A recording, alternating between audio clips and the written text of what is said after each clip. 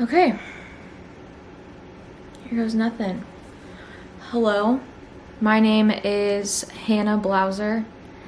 You may know me as Hannah Schoenbein, but I got married a few weeks ago to my beautiful wife.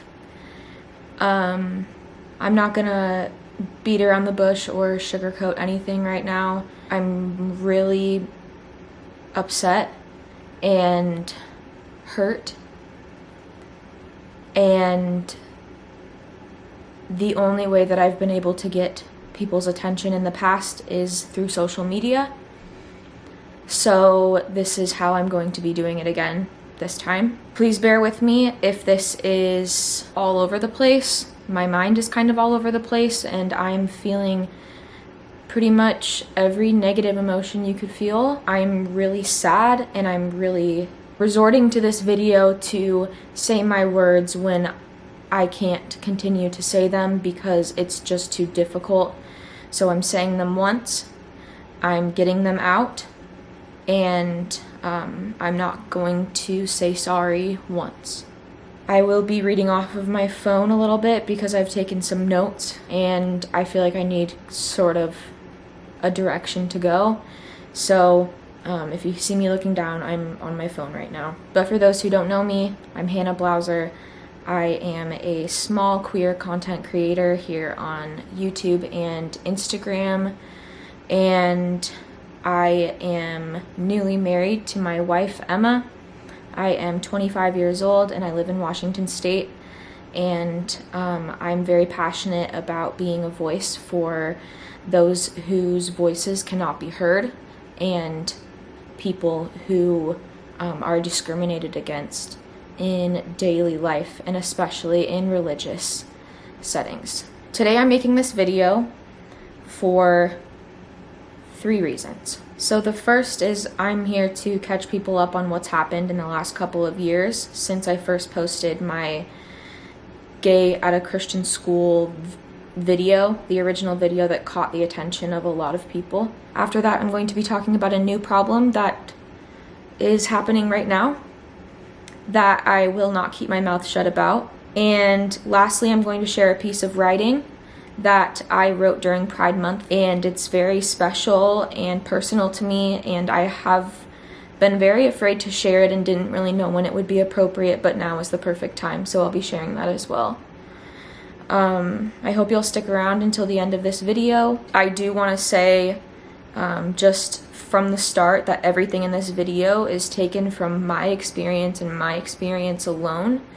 These are my opinions. As a previous student from a school that hurt me, I am allowed to talk about that school. So I just want to say before I begin that I have no legal obligation to you, to your church, your school, your people, and I am allowed to say and do whatever I want. So now that that's out of the way, I'm not going to beat around the bush this time. I'm going to just come out and be as transparent as possible because clearly it didn't work the first time. So my name is Hannah Schoenbein Blauser, and I went to Life Christian Academy in Tacoma, Washington. This is a small private school that works in collaboration with their sister church, Life Center. You may have heard of it on the news or in the newspaper. I'm sure you have. I kept the name of the school out of the narrative in the original video I posted to protect myself and the people who still go there. I genuinely just wanted to share my truth and stand up for those who can't be heard. And like I said, clearly that didn't work, so I'm going this route. So Life Christian Academy, I hope you're listening. So for my first talking point, why did I post my original video in the first place? I posted it to share my truth. I posted it to let go and release the chains that I had been dragging along with me since I had left that school. It was important for me to talk about my experience, and I did just that. And if you look through the comments of that video, it is absolutely unbelievable how many people share similar stories with me. The amount of people that I connected to who were hurt and felt alone from that school and institutions just like it was devastating. And it made me realize why I did it in the first place. Because not everybody has a platform, not everybody has the ability to speak their truth. And that's why I'm here. That's why I made that video. I want to be a safe place for kids who are growing up just like I did, who are confused and lost and scared and feel like they are unworthy, because that's how I felt for the majority of my life, and I refuse to feel that way any longer. And I just simply wanted to be a voice for those people. I took a risk for them, and it paid off. I thought it did anyways. I got a Facebook message from the headmaster of the school. He asked to meet up with me. So we met up in August of 2020, shortly after my video was posted. And he had a lot of questions for me, and I had a lot of things to share with him. We talked for over an hour. For the majority of the time, I did feel like there was an agenda behind it, but I put my trust in him and the school that what he was saying was true. I heard statements that the school is moving in a different direction, that they are becoming a more inclusive environment. And no, he did not straight up say that they are a safe space for gay children. Of course he didn't say that. But from what I was gathering, it made me feel a little bit of hope. And this was 2 years ago, and I still have yet to hear from him. Which shouldn't be surprising, but it is to me, because the only two things that I asked him for were to change the language of the handbook and, without specification, let the students know that they're safe and they're loved no matter what, that they have safe places to go to and people who will hear them without judgment. Those are two very easy things. Now, I'm going to read the part of the handbook that I requested to be changed, in which he responded with, he does not have the power to do so. He does not have the control over what goes in the handbook, which I find quite surprising because the headmaster is literally what the name says, right at the top. So from the handbook, this is under Life Center's Statement on Marriage, Gender, and Sexuality. They say, we believe that every person must be afforded compassion, love, kindness, respect, and dignity. We believe that some faithful Christians struggle with same-sex attraction or gender dysphoria, and that attraction or struggle itself is not a sin. For some children and teens, this is a phase that goes away. For others, it is a lifelong struggle. The feelings themselves are not sinful, rather, acting on the feelings is sinful. We believe that God wonderfully and immutably created each person as male or female. These two distinct complementary genders together reflect the image and nature of God. Rejection of one's biological sex is a rejection of the image of God within that person. We believe that the term marriage has only one meaning, the uniting of one man and one woman in a single, exclusive union as deemed in Scripture. We believe that God intends sexual intimacy to occur only between a man and a woman who are married to each other. This is under the Students tab. We believe that in order to preserve the function and integrity of LCA, all students must agree to and abide by the Statement on Marriage, Gender, and Sexuality.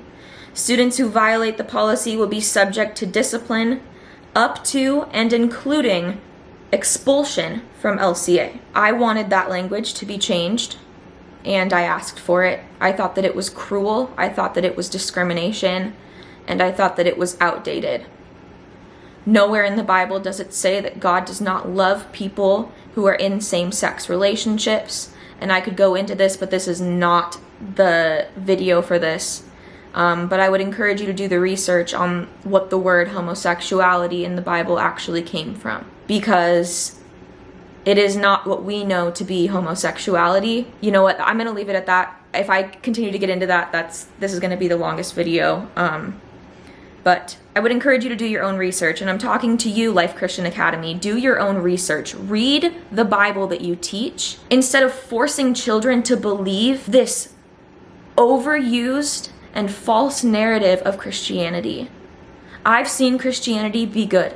I've seen Christians be good. And you, Life Christian Academy, are not. You do not protect your kids at your school. You do not protect your staff. You do not protect the families, and you do not protect very loyal alumni like myself. Not only do you not protect those people, but you don't stand by them, you do not support them, and you just so easily kick them to the curb when they don't fit into your narrative. So shame on you, shame on anybody who makes these rules, shame on the writers of the handbook, and shame on you, headmaster. I'm not going to say your name, but shame on you for not making changes, because clearly nothing has changed. Since that meeting with the headmaster in August of 2020, I got married to the love of my life, actually just a few weeks ago. Life Christian Alumni, I will put their handle right here, is an Instagram page that shares life updates for all alumni. And I'm emphasizing the word all, because if you look at this photo right here, this is a screenshot from their post, it says all alumni. It does not say alumni that fit into our narrative, or alumni who believe in the things that are in our handbook, or alumni that are not sinners. No, it says all alumni. All. 100%. And as somebody who came from that school, from pre-kindergarten age 5 to senior year of high school, 12th grade, age 17, I deserve the decency of being one of those alumni. And I am. And I'm not proud to have come from that school, but I'm proud of what I've become. So you claiming to represent all alumni is actually false, because you are not representing me, and I cannot wait to share the ways that you have not only discouraged me, the ways that you have humiliated me and made me feel like less of a person because of who I married. So this alumni page that follows my personal Instagram account, they post marriage announcements, baby announcements, and any big life updates of their past alumni. I realized I hadn't been posted yet, and they're usually pretty good since it's a small school, a very small community. You know, I was kind of confused why they didn't post me. And unfortunately, I kind of knew the answer, but based off of my conversation that I had with the headmaster, which gave me a lot of hope, I reached out and I asked why they didn't post me. I will attach the conversation here, but they very quickly responded and apologized and said that their reason for not posting was because they're not as active on that page anymore, and that they will get me posted right away. And they did. There was a photo of me, which I will show right here on their page, and my wife in our white dresses at our wedding, followed by a picture of myself and my 4 bridesmaids who were also Life Christian Academy alumni. We were thrilled. My family, my wife's family, all of my bridesmaids, my friends from school. I had people who live across the country now messaging me, telling me how happy they were. And I'm not joking you, I cried. I was so happy to be posted, to be acknowledged for the first time in what felt like 7 years from that school publicly. And this may not seem like a big deal, but it's a huge deal to me. And that was literally torn away. Last night I sent a message to the alumni page, and I asked if I could know the name of the person that was running the page, because I wanted to formally thank them for acknowledging me and my relationship. I never got a response back, which is okay. I wasn't demanding that they tell me who they were, but I was genuinely wanting to say thank you. And I did say that it means the world to me. They sent a little heart on the message, And that was that. I went to bed last night absolutely beaming because I was being acknowledged by my high school, the school that I literally grew up in, the place that I spent the majority of my life. And they were acknowledging me for the first time. And that felt so freeing and so good and so safe. And even though I had my reservations, I still felt very hopeful. I felt like they were making progress, and I felt like I was seen in my true form, as my true self, for the first time. And of course it was too good to be true. I was really excited for the future queer kids at that school to look at that alumni page and see representation, to see somebody that may look like them or may look like what they have in their heart but are too afraid to admit it, to live out their truth. I felt an immense amount of courage. And then I woke up this morning. I drove to work, and as I was pulling into work, I got a message from one of my bridesmaids saying that they deleted the post. After my photo, they had posted a handful of photos, and I thought that it was them just basically trying to cloud the feed with other things that fit their narrative. But I was still on there, so I didn't mind. I didn't care because I was still there. I still had a place on their feed. And so to wake up and to look at that Instagram account and see my post deleted, but others who graduated with me still proudly displayed on their page, was a hurt that I've never experienced before. I didn't get a message. I didn't get a heads up. I didn't even get a response to my last message that I sent them. They just erased me. And by doing that, they not only erased me, but they erased every single student that's just like me, that's growing up so scared that they're gonna go to hell when they die, that they are worthy of suffering in hell for all of eternity. Every single person. My heart didn't only break for me, it broke for all of the kids. Because that's not a safe place to be in.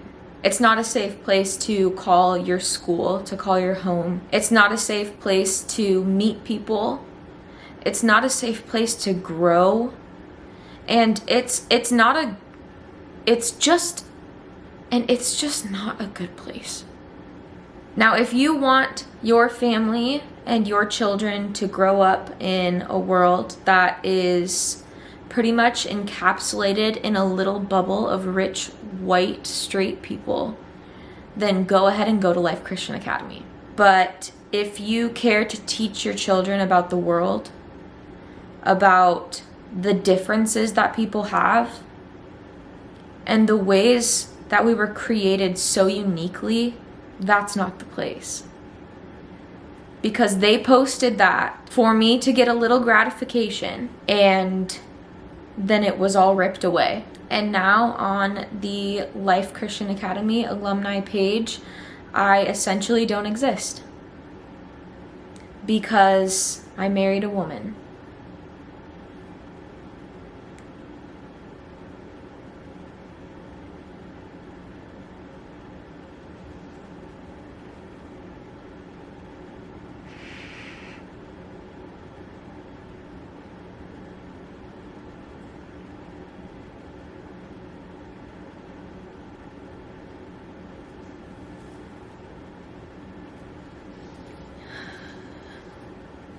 I'm gonna try to get through the rest of this video because I need this to go out.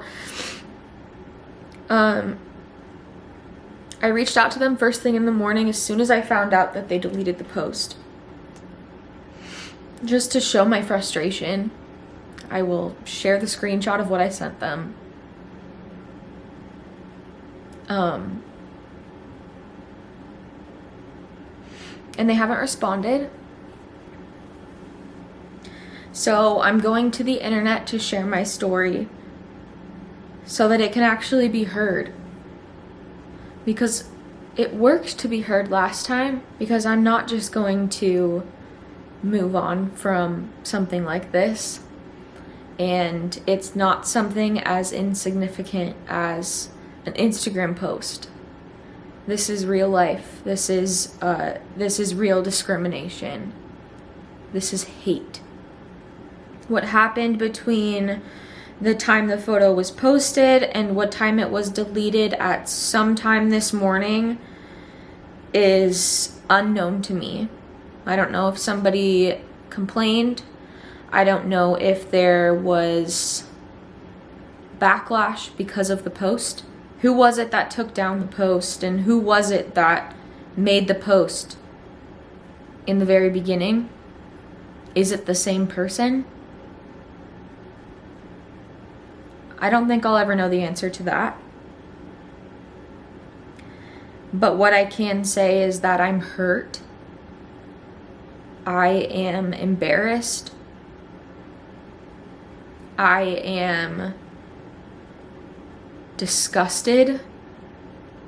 I'm sick to my stomach right now. I'm furious.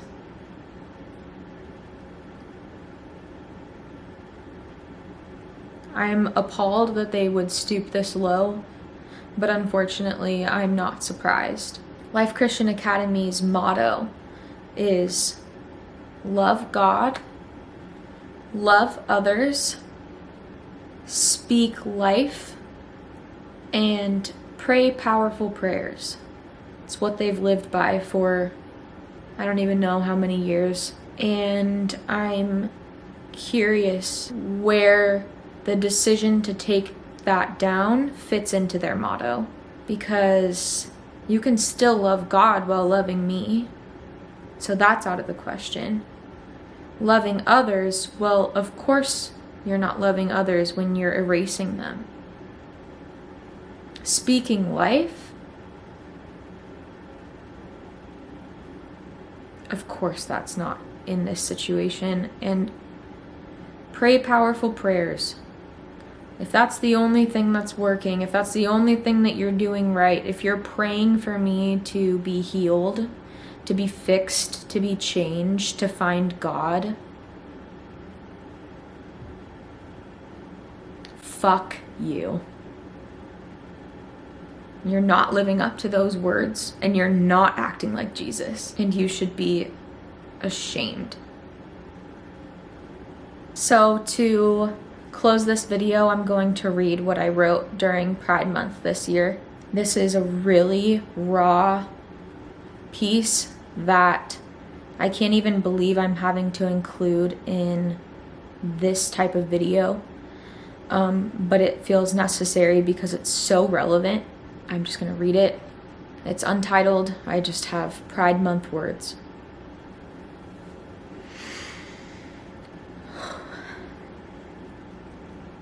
Tonight I cried enough tears for all 49 of the queers who never made it out of Pulse Nightclub.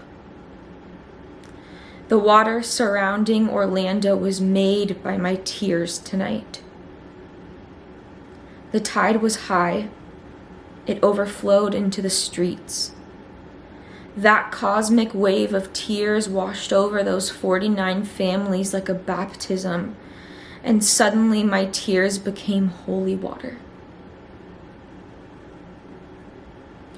Holy water that shocked them like a Puget Sound tidal wave and reminded them the world was too cruel for their children to exist in. So now, every time I step into a gay club, I wonder if I'll leave that night in an Uber or a body bag. And most days, I wish it would have been me instead of them. Because most days, I sit alone on the couch, wasting my days away with booze and fear. Most days, I contemplate if it's worth it to even open the blinds and see the sunshine. Most days, I stay in the dark. and most days I spend wishing for a better tomorrow that seemed to rarely come. It may be because I'm carrying the weight of every person in my community who isn't as lucky as me to be breathing. Maybe it's too much to carry. Maybe I'm not strong enough. Maybe my ignorance has led me here. Maybe I've felt normal for far too long. Maybe our progress is in turtle speed, and maybe, just maybe, I needed to remember our pain. Nothing is bliss as a queer person. Nothing is safe, not even our rights. Laws don't protect us. Schools don't protect us. Workplaces don't protect us. We're out in the open, ripping off our bulletproof vests and screaming at the top of our lungs, "Shoot me, motherfucker," every time we step outside. Maybe that's why I like to keep the blinds closed. They act as a barrier when I've lost all the armor I had to fight. I'll never be a husband. I'll never have one either. My babies will be made in a dish.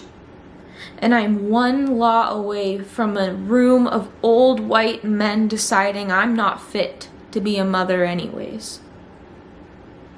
All because there will be 2 white dresses at the altar instead of just 1. Things go backwards so quickly that I'm beginning to feel it all over again. A pain I'd never wish on even the worst, most hateful person in the world. Nobody deserves this. Not even them. They ask us why we need an entire month. They say, what's equal about the gays getting pride months and pride parades when the rest of us get nothing? Consider the 11 months out of the year when rainbow bullshit isn't splattered all over the aisles at Target. Consider how easy it is, how free it is to create a baby the way their God intended it. Consider how many abusive and neglectful fathers are still seen more fit for parenthood than 2 women wishing on a star that their last embryo would stick. Because every child needs a father, right? Boys will never grow up to be men without them. Because never mind puberty and grandfathers and male teachers and best friends and future lovers and books and education and the billions of people out there who could teach a boy to be a man. Because God forbid he doesn't have one. Maybe then that boy would turn gay. And God forbid that. This isn't a lifestyle. This isn't a choice. If it was, I swear to fucking God I wouldn't choose to fall to the floor as soon as I step into my apartment, because I realize I dropped my lover's hand when we stepped into a busy restaurant together. I wouldn't choose to sob there alone while my kittens licked my tears off the floor. I wouldn't choose to look through Facebook feeds of my aunts and teachers and mentors and strangers in agreement with Texas and their drag queens being banned from their children's eyes. Never mind theater. Never mind art. Never mind self-expression, and never fucking mind letting kids' imaginations run free.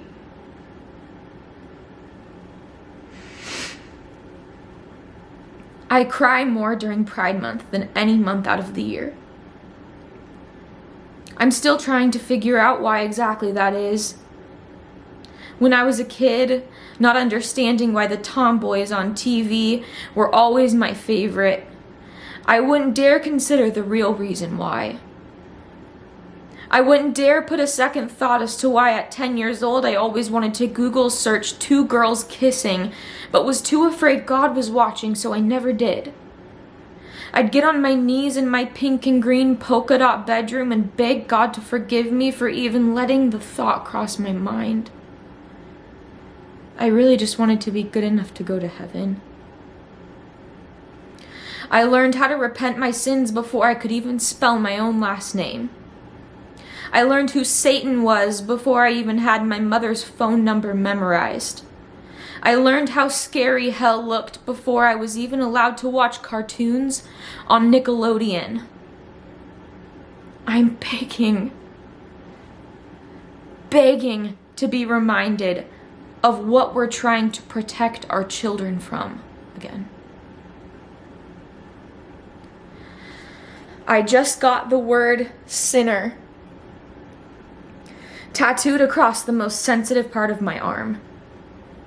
The crooked cross was my choice too. It reminds me of when Jesus carried the cross over his shoulder, while a crown of thorns dug into his skull, blood dripping into his eyes as he crawled to his brutal, horrifying death, where he was whipped, beaten, spit on, called disgusting names, and had nails pierced through his palms into a cross where he was left to suffer and die. His mother watched. This is another story I don't remember learning for the first time. It's like I've always known it. It scarred me as a child, and to this day, I've still never seen any horror movie more terrifying than watching this being reenacted at Easter Sunday church services each year. As the tattoo needle shredded through my skin, everything felt peaceful. And like this cross-bearing bird, I can't forget where I came from, but I can take flight towards a place more fit for me, more comfortable, and more safe. A place that doesn't believe hell exists for people like me. A place that doesn't require children to repent their corrupt thoughts. A place that doesn't require me to pray each night that one day I will wake up different. I will always be a sinner in their eyes. And if I never change their minds, then fuck it. I'll be the best goddamn sinner they've ever met. I'll mark my body with the word. I'll wear it proud. This sinner has compassion rooted in her bones. She has dreams of equality one day blanketing this earth. This sinner has an instinctual desire to forgive those who hurt her and a deep-rooted love for those also aching from rejection. She has dreams of being a mother and teaching her children to be good and fair, to befriend the kid alone in the corner of the classroom, and to stick up for those whose voices aren't loud enough to be heard.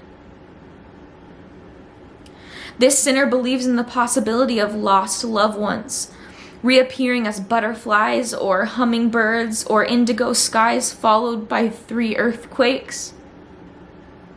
This sinner trusts the divine timing of the universe and makes wishes at 11:11 and 12:34 every day like prayer.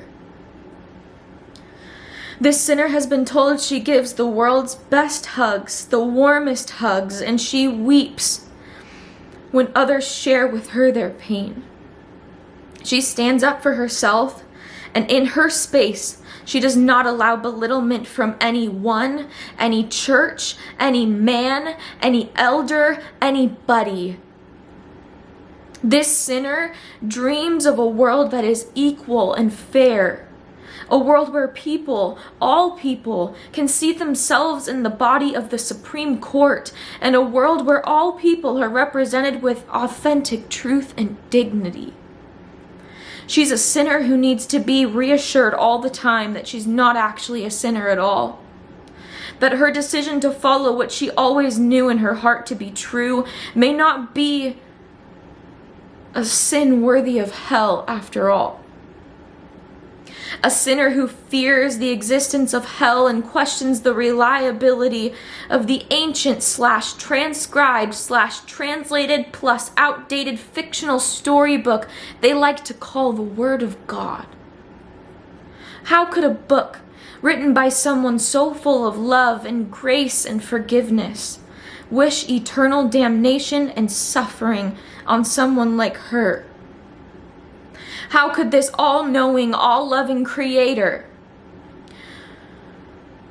wish to see his most prized creation rot in the pits of hell because they chose to give and feel love to another human of the same gender instead of being celibate and sad and alone? He didn't even write the storybook anyways. But even if he did, it'd still be corrupt. And of that I am sure. Because what kind of artist destroys their proudest canvas just because it became something brighter and greater than the original sketch? What kind of artist creates art just to destroy it?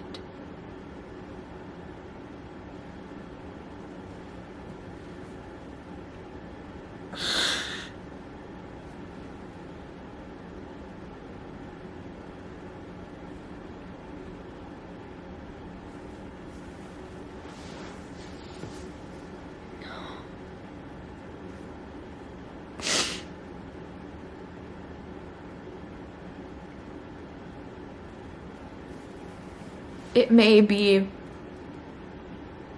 nothing but a simple Instagram post to you, but to me this is everything, and you'd be fucking crazy to think that I'm gonna keep my mouth shut now.